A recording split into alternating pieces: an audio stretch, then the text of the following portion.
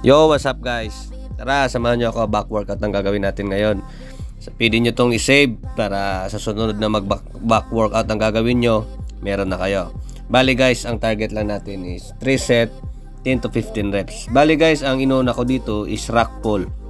Yung rack pull guys, yung barbell nyan or kung Smith machine ang gagamitin nyo, hanggang doon lang sa may tuhod or yung sa ilalim lang ng tuhod yung barbell, hanggang doon lang, para yung target kasi noon is yung sa lower back. Guys, nakapag warm up na pala ako dito, kaya yan yung inuna ko na exercise, rack pull.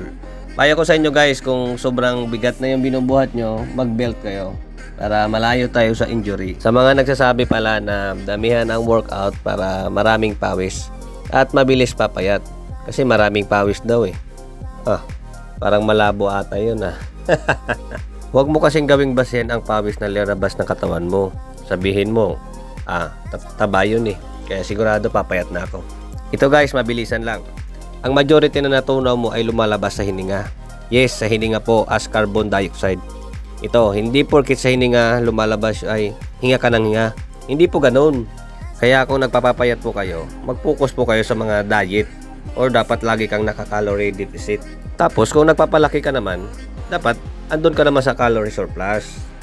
Ito kasi nga akala ng iba kung maraming pawis nang nilabas ng katawan mo, mapapayat ka na o nababawasan yung taba mo, which is hindi po yun totoo. Huwag po kayong maniniwala kung nasabihan kayo ng mga kasamahan nyo dyan sa gym na magpapawis ka ng todo para mabilis kang pumayat.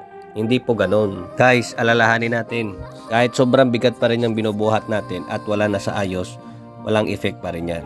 Kaya ayusin natin yung form, kahit magaan yan, basta ang execution natin is maganda. Sigurado ko sa inyo, yung effect nyan is maganda yung progress nyo.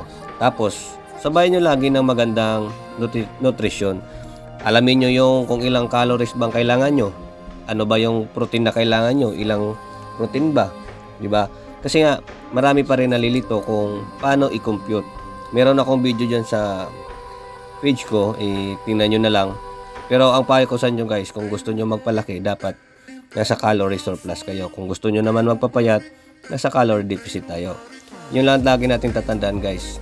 Kahit magaan yan, basta maayos yung pagbubuhat natin or yung execution natin ng exercise, which is maganda yan kasi ang progress mabilis. Hindi naman katulad nung sobrang bigat nga tapos wala na sa ayos, diba? Basta mapapayo ko sa inyo guys, 3 sets lang at 10 to 15 reps. Basta kunin nyo lang lagi yung reps na maayos at yung execution dapat laging sakto. Walang masasayang na reps. But yun lang guys, sana nakatulong to sa yung video. Or kung wala ka pang back program, pwede nyo itong gayahin. Pero payo ko lang sa inyo, kung mabigat na yung binubuhat nyo, magpaalalay kayo sa mga tao dyan sa gym or mga kaibigan nyo.